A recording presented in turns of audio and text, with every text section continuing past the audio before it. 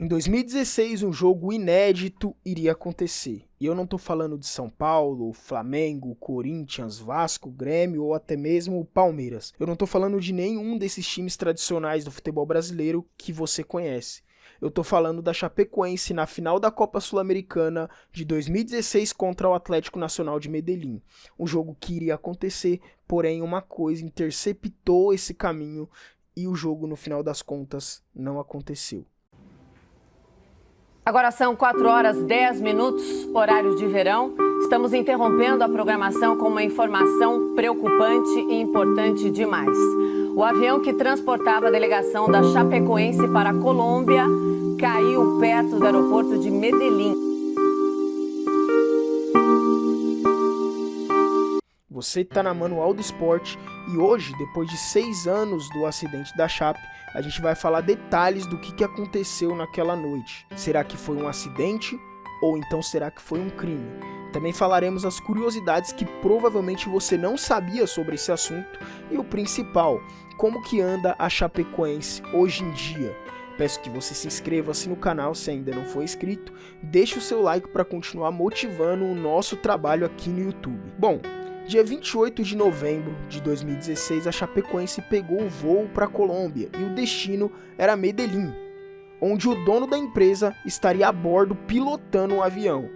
E com isso muita gente pensaria, pô, o cara sendo dono da empresa, piloto de avião, coisa do gênero. No entanto, várias coisas aconteceram antes de desembocar nesse acidente que a gente está falando. E nesse caso foi o combustível. O rapaz que eu disse que era o dono da empresa estava com o bolso quebrado e a empresa quase falindo.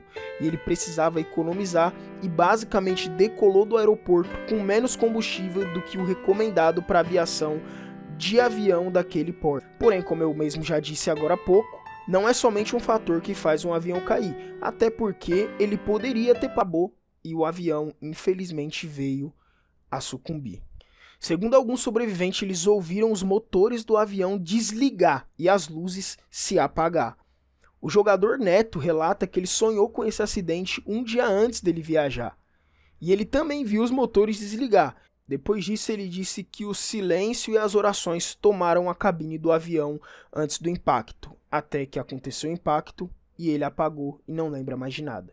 Na verdade, todos os sobreviventes dizem isso, né?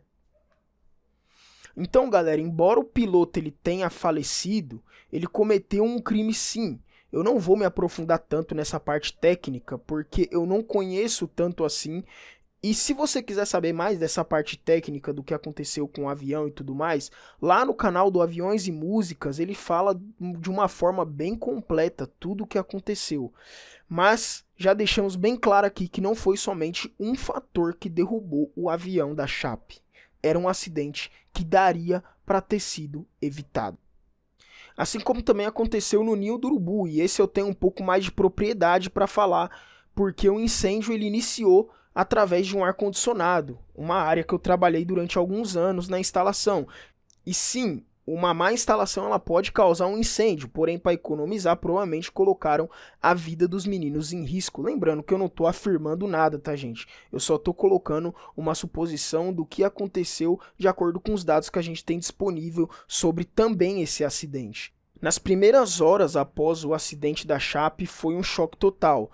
Tudo quanto era noticiário estava passando sobre o acidente, ligas como a NBA, NFL e outras instituições esportivas prestando as suas homenagens às vítimas do acidente. Porque sim, galera, um atleta ele anda de avião semanalmente, um atleta de alto nível, quando ele precisa viajar de um estado para o outro. Então, esse tipo de acidente poderia ter acontecido com qualquer atleta, com qualquer modalidade, com qualquer equipe. Então, muita gente se solidarizou com isso e muitas ligas fizeram as suas homenagens. E também vale a pena lembrar da dificuldade do resgate naquele dia, porque o avião ele caiu numa área que era floresta, fechada, e no dia, para agravar mais ainda, estava chovendo. As ambulâncias não conseguiam subir até lá e picapes 4x4 tiveram que ser usadas para fazer o resgate dessas pessoas, né?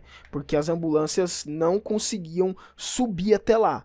E tristemente, somente 6 pessoas sobreviveram e 71 pessoas perderam as suas vidas. E em seguida, o título da Copa Sul-Americana foi entregado para o time da Chapecoense. E cara, o elenco da Chapecoense naquele ano era um elenco fantástico, com uma energia muito interessante, como os jogadores sobreviventes eles falam. O time da Chape eliminou o Independiente, um time que é bem tradicional aqui da América do Sul. Eliminou também o Júnior Barranquilla, o São Lourenço, que viria a ser o seu último jogo na Copa Sul-Americana. No Brasileirão, naquele ano, a Chape ela fez um campeonato de meio de tabela, ficando em 11º lugar. Porém, como a vida, galera, não é um filme do Coach Carter ou esses filmes esportivos que a gente vê, em 2017 a Chape até foi bem no Campeonato Brasileiro, se manteve em 8º lugar, mas depois, em 2019, terminou em penúltimo lugar, amargurando a Série B. Lugar na onde o time tá há mais de 4 anos. E hoje em dia a Chape tem até risco de cair para a Série C. A perca do material humano da Chapecoense foi uma coisa muito absurda e abala a equipe até hoje. Então, para quem pensa que aquele acidente acabou por ali e a Chape iria se recuperar facilmente de tudo que aconteceu, galera, infelizmente não foi bem assim. Se já é difícil um time não tradicional se manter na Série A do Campeonato Brasileiro, imagina para um time que sofreu o maior acidente do futebol brasileiro, galera. Realmente é muito difícil e a gente espera que a Chape se recupere, né? Mas também a gente tem que falar daquelas curiosidades que quase ninguém sabe. Cara, independente do time que você torce, sem clubismo nenhum, a gente sempre fala que tem uns times aí que são os times do povo, né? A Chape, nisso, é um time que realmente é do povo. E digo, muito mais time do povo do que muitos times aí que se intitulam o time do povo. O estádio da Chape, galera, ele é a 13 quilômetros de uma aldeia indígena dos povos Kaikang, um povo que sofreu muito para defender as suas terras e está presente lá até hoje. E entre eles tinha um guerreiro que era muito especial, que era chamado de Victorino Condá, que inspira os jogadores, a base, os torcedores da Chape e também deu o nome para o estádio da Chapecoense, a Arena Condá. Um time realmente de uma história muito massa, esse time da Chapecoense, que passou por várias superações e logicamente a gente espera que ele passe por mais esse momento extremamente difícil.